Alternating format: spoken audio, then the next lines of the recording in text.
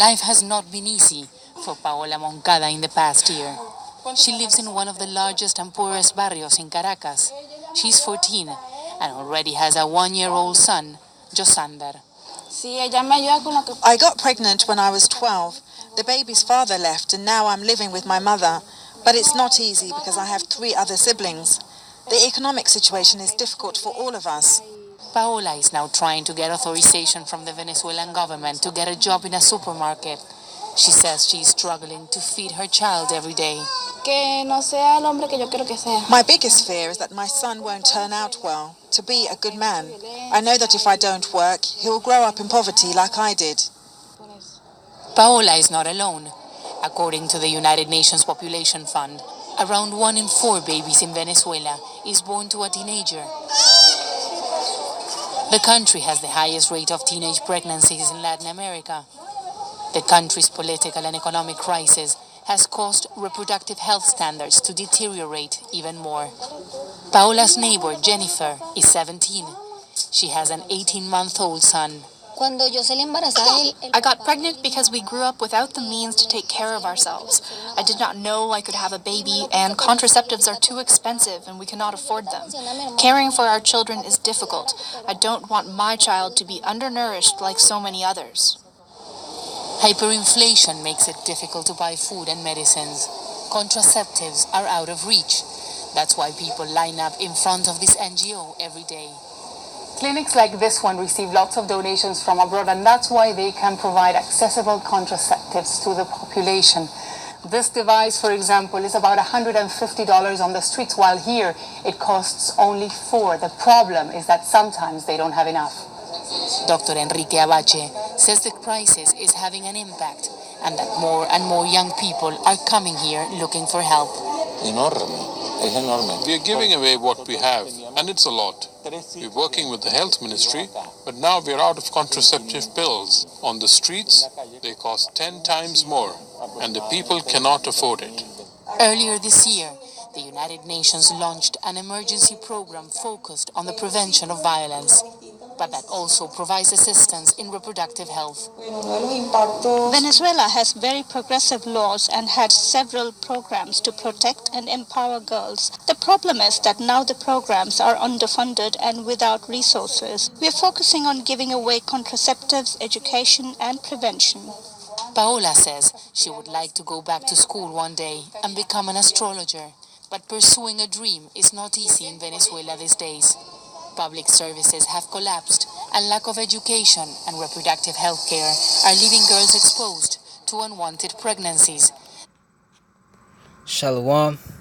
Call hello Allah Yahweh Ba'ashim Yahushua, which means all praises to Yahweh, which is the true name of the Heavenly Father, who you people ignorantly call God, by Hashem, in the name of Yahushua, which is the name of the only begotten Son, who you people ignorantly call Jesus Christ. Those are the true names of the Heavenly Father and the Son. Plus, I do want to give a shout out to the Akim that's pushing and spreading this word throughout the 4 corners of the earth, who's also uplifting the names Yahweh, Ba'ashim, Yahushua, and to the confusion of faith brothers and sisters out there whose bloodline traces back to Abraham, Isaac, and Jacob, our forefathers, though you may look like one of the heathen nations that you're scattered amongst. You know, same if your seed line traces back to one of these tribes through the man. And if your spirit bear witness with this word and this truth, and you can receive it to the confusion of faith brothers and sisters, if these do apply, you are Israelites, though you do look like one of the heathen nations. The heathen nations being any nation outside the 12 tribes of Israel. Those are the heathen nations. Okay? To the few Akwaf that do listen and learn, Shalom, which is your sisters. To the elect of the nation of Israel, whether you may be scattered throughout the 4 corners of the earth, who this word is going out to, Shalom to you as well. To you so-called Negroes, Latinos, Native Americans, you combine and consist and make up the 12 tribes of Israel. You are the Hebrew Israelites, the chosen people of the Most High Yahweh and His only begotten Son, who you ignorantly call Jesus Christ, Yahushua. And I just played you the clip on that video.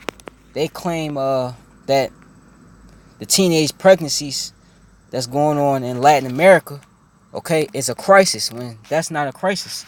Okay, well, Esau Edom, who is a self-proclaimed white man, this is his world, okay? And real quick,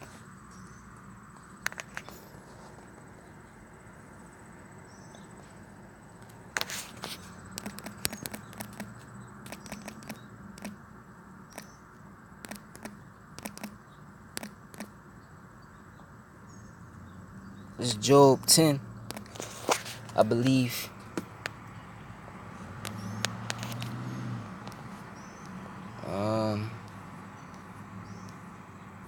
Salakia. This Job 10 and 21 and 20. It says, "Are not my days few? Cease then, and let me alone, that I may take comfort a little. Before I go whence, I shall not return, even to the land of darkness and the shadow of death." And what is this? What is Job talking about, man?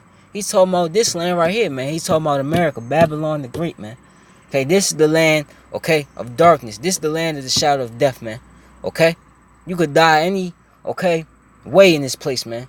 Any wrong move in this place and you're dead, man. You're instantly dead. Okay? And here's the point. A land of darkness as darkness itself, and as the shadow of death, without any order, and where the light is as darkness. Okay? So everything that's, because this book deals with order, okay? The law, statutes, and commandments of Yahweh Shem Shai is order, right? But in this world, because you have the wicked in rulership, which is the Edomites, okay? All the laws, okay, of this book, even though they claim, okay, to the public that they're law-abiding citizens, that they are a God-fearing nation, okay, these scriptures are outlawed, man, because Esau is the wicked, man. He's contrary to these scriptures, okay. And the reason why I got that scripture, because here they saying that teenage pregnancies, okay, are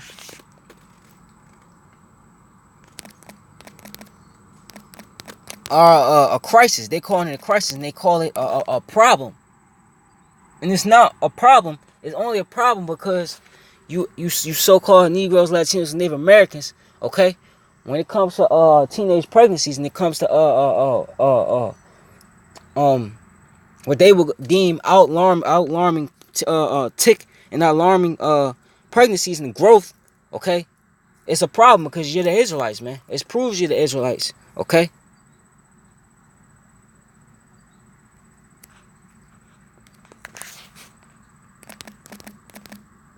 Hold on, let me see if I can find it.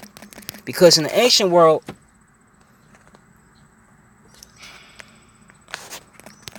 that was bearing children, okay, was it was a blessing, okay. The Lord said, "Be fruitful and multiply." But Esau, he's deaf, man. As it tells you in Habakkuk 2 and 5, that he's as deaf, okay. Who desires his hell, and he's as deaf, man, okay. So anything that's good to Esau, especially when it comes to you Israelites,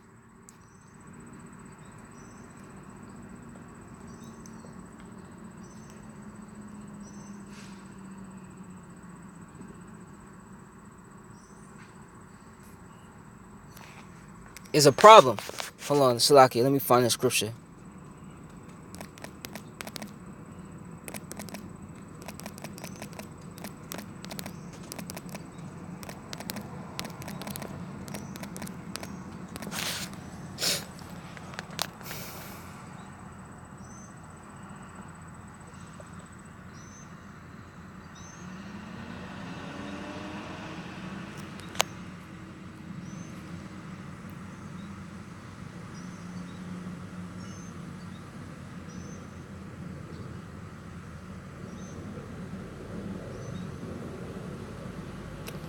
I can't find it. Hold on.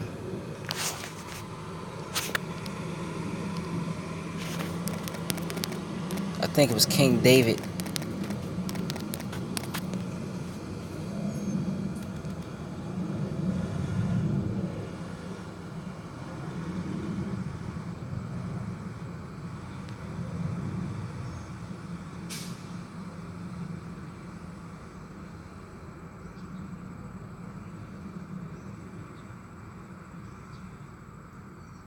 Salaki, hold on.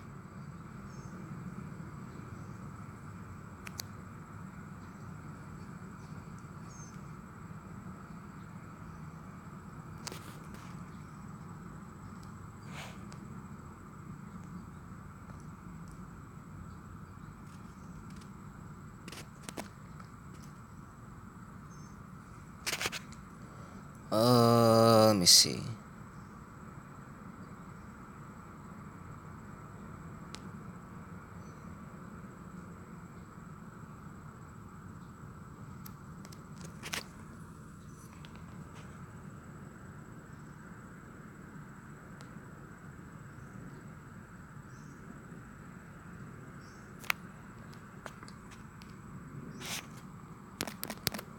Slack it, bear with me. I forgot where the scripture was I had. It happens though.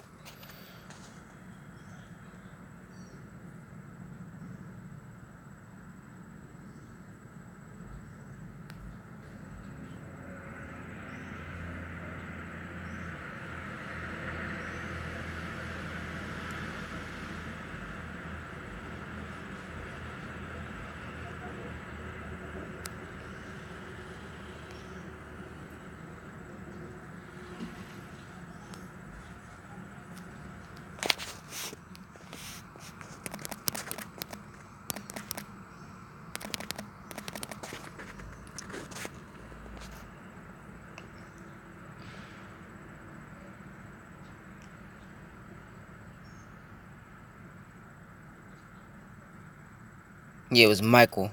Here it is. Here's one small example. Okay, I started up here. This 2 Samuel 6 and 12, and it was told King David, saying, the Lord had blessed the house of Obededom and all that pertaineth unto him, because the ark of Yahweh. So David went and brought up the ark of Yahweh from the house of Obededom and the city of David with gladness. And it was so that when they had bare the ark of the Lord, they that bare the ark of the Lord had gone 6 paces, had sacrificed oxen and fatlings, and David danced before the Lord with all his might, and David was girded with a linen ephod. And so David, all the house of Israel, brought up the ark of the Lord with shouting and with the sound of the trumpet. And as the ark of the Lord came into the city of David, Michael, Saul's daughter, looked through a window and saw King David leaping and dancing before the Lord, and she despised him in her heart. So she basically she got offended. Okay, and they brought in the ark of the Lord and set it in his place in the midst of the tabernacle that David had pitched for it. And David offered burnt offerings and peace offerings before the Lord. And as soon as David had made an end of offering burnt offerings and peace offerings, he blessed the people in the name of the Lord of hosts. And he dealt among all the people, even among the whole multitude of Israel, as well to the women as men, to everyone a cake of bread and a good piece of flesh, and a flagon of wine. So all the people departed, everyone to his house. Then David returned to bless his household, and Michal, the daughter of Saul, came out to meet David and said, how glorious was the king of Israel today, who uncovered himself today in the eyes of the handmaids of his servants. Okay, to the other women. So she basically is jealous. Okay, basically she talking shit to him, just like you see now. Okay, all women talking down on us. Okay, as one of the vain fellows shamelessly uncovered himself.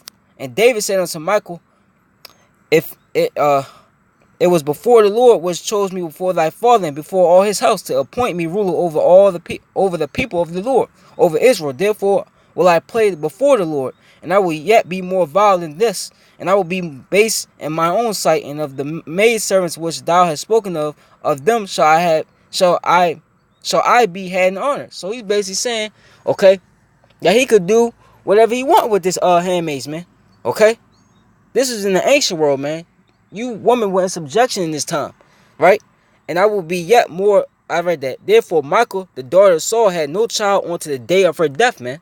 Okay, so he put her away, basically. Okay, he didn't give her. He didn't have children with her. Which that was the point being was that was a shame. Okay, in the ancient world for a woman. Okay, not to have children. Okay, but in this society. And there's plenty of other examples. Okay, Rebecca. Okay. In this society, it's looked at as good not to have children at a so-called young teenage age. Okay, because at the age of 12, according to the scriptures, you're considered an adult, man. Okay, once a female past the flower of her age, as the scriptures say. Okay, she's considered a young woman. Okay. Well, that's what this world don't want to acknowledge, because this world lie in darkness, man. Okay? And this world is the opposite, because in this world, you being a teenager and having a kid, okay, is considered, okay, unwise, okay, is despised upon, okay? But having an abortion, okay, giving your kids up, okay, all this other madness, that's considered, okay, that's considered good, man. It's considered okay in this society, okay? This Isaiah 5. It was a blessing, okay, for young women to have children, okay? This 5:20. Woe unto them that call good evil and call evil good and good evil, man. That put darkness for light and light for darkness. That put bitter for sweet and sweet for bitter, man. Okay? That's what Esau did. He put, okay, evil for good and good for evil, man. Everything, all these scriptures, that these are the good ways, man. But he deemed that evil in the society. Okay? So that's why Yahweh Bashim Shah, Yahweh's gonna send Yahweh Shah back. They're gonna destroy this place, man. Okay? They're gonna destroy this society, man. This whole Western mindset, okay, that you people believe in, that's gonna be destroyed, man. With fervent heat. The works thereof will be destroyed, man. Okay? And if you go back to the Genesis, the 48th chapter, I believe. I gotta hurry up because I'm on my break, my lunch break. Let me see.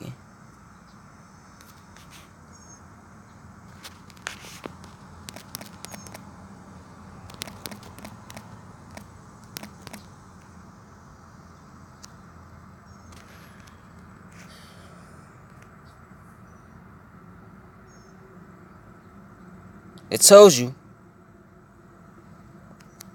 okay, Genesis 49:22. Joseph, which is the tribe of Ephraim, okay, you Ephraimites are the Puerto Ricans, okay, is a fruitful bow, even a fruitful bow by a well whose branches run all over the wall, man. Okay, saying that they are very fruitful, man. They have a lot of kids, man. That's why you see not only the Ephraimites, but you see a lot of the Northern Kingdom, which is you Latin, okay, Native American tribes, okay, you Latin tribes. That's why you know in this society people make fun of the Latin tribes, saying, look, they got like 20 kids in their house, But that's a blessing. That was what the scripture said, that they will be a fruitful vine, man. That's most of the Latin tribes, man. Will show that they're Israelites, man. Okay? It shows they're Israelites. That's why you look at the Latin tribes, it be so many of them. Okay? Because it goes back to the scriptures. This Exodus. This going back to the Egyptian captivity. Okay? Egypt. Because this was happening. Okay?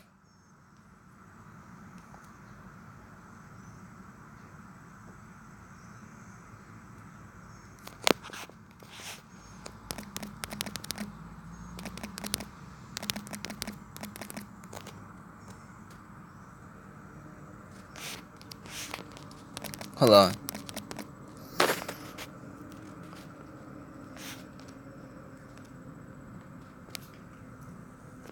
This Exodus.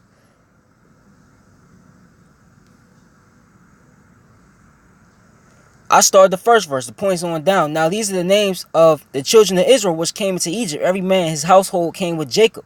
Reuben, Simeon, Levi, Judah, Issachar, Zebulun, Benjamin, Dan, Naphtali, Gad, Asher, and all the souls that came out of the loins of Jacob were 70 souls for Joseph was in Egypt. 70 souls for Joseph was in Egypt already.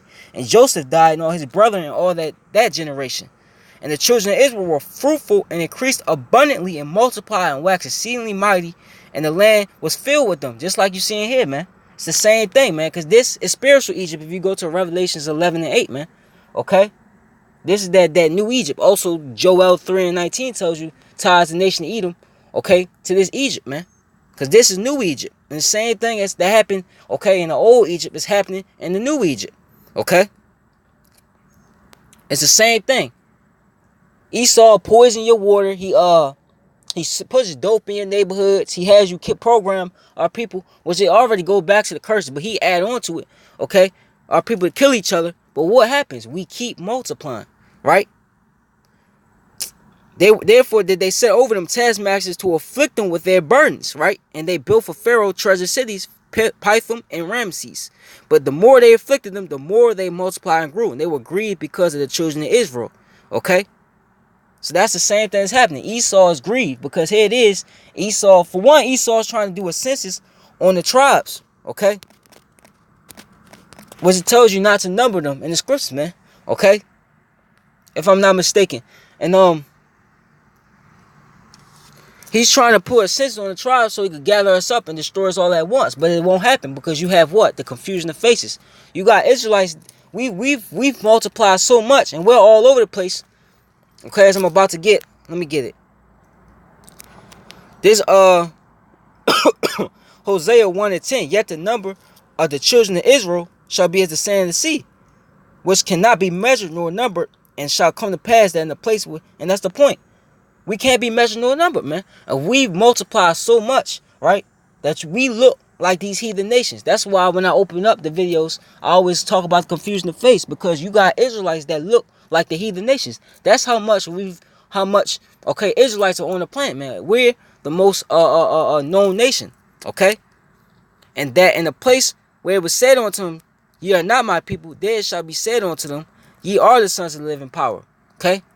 The so-called Negroes, Latinos, and Native Americans are the children of Israel, okay? And just by, okay, because the Latin tribes, they fit in the curses too, man. And the way they multiply like that shows that they're Israelites, okay? Then shall the children of Judah and the children of Israel be gathered together. Be gathered together and appoint themselves one head, and they shall come up out of the land, for great shall be the day of Jezreel. And that's what's happening. We're coming back together. We're becoming back as one whole nation. Okay? All the tribes. But it's starting with who? The elect. Okay? 2/3, they're not gonna really come together on this side. They're gonna get destroyed, but it's starting with the elect. Okay? So that's my lesson. I gotta get in here. No lunch break over. Lord Williams is edifying. Call her Lord, La Yahweh Bashim Yahushua. Yahweh Ratazah. This was edifying once again. Shalom to the elect.